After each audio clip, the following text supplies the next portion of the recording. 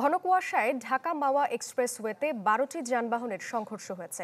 সকালে মুন্সিগঞ্জের শ্রীনগরে কুয়াশায় নিয়ন্ত্রণ হারায় কয়েকটি বাস।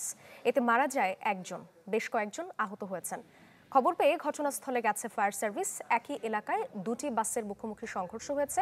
অন্যদিকে সকাল থেকেই ঘন কুয়াশায় ঢাকা, টাঙ্গাইল সহ দেশের বিভিন্ন মহাসড়কে ধীর গতিতে চলছে যানবাহন।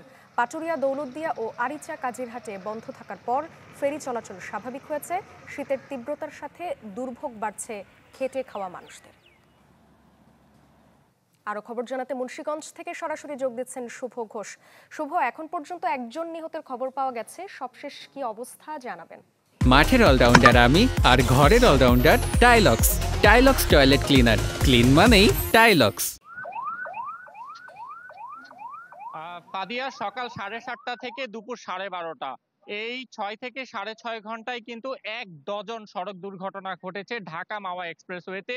এই নিয়ে কিন্তু অনেকটা উদ্বিগ্ন এই পথে যারা নিয়মিত যাতায়াত করেন সেসব যাত্রী সহ যানবাহন চালকরা।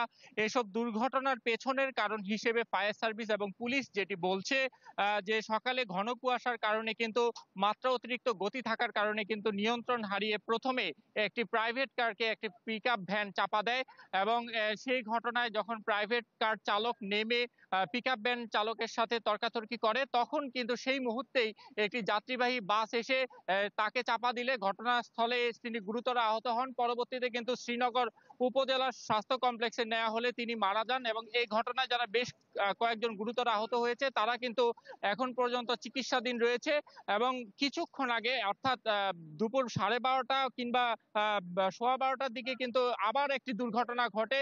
সেটি শ্রীনগরের যে কেওয়াটখালী এলাকা আছে সেখানে কিন্তু যাত্রীবাহী যে মিজান পরিবহন, সেটি কিন্তু নিয়ন্ত্রণ হারিয়ে আসলে সামনের চাক্কা ফেটে যাওয়ার কারণে কিন্তু পাশের সামনে থাকা আরেকটি বাসকে তারা ধাক্কা দেয় এবং সেটি ধাক্কা দেওয়ার কারণে কিন্তু এই দুর্ঘটনাটি ঘটে। এবং এই দুর্ঘটনাটি ঘটার কারণে কিন্তু এই ঘটনাস্থল থেকে দুর্ঘটনা কবলিত গাড়িটি সরিয়ে নিয়ে মহাসড়কে যে যানবাহন স্বাভাবিক করার যে চেষ্টা, সেটি কিন্তু পুলিশ এবং ফায়ার সার্ভিস করছে।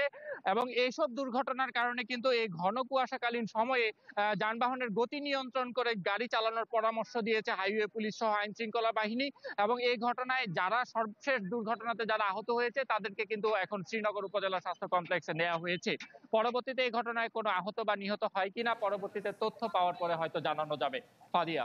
শুভ, আপনাকে অনেক ধন্যবাদ।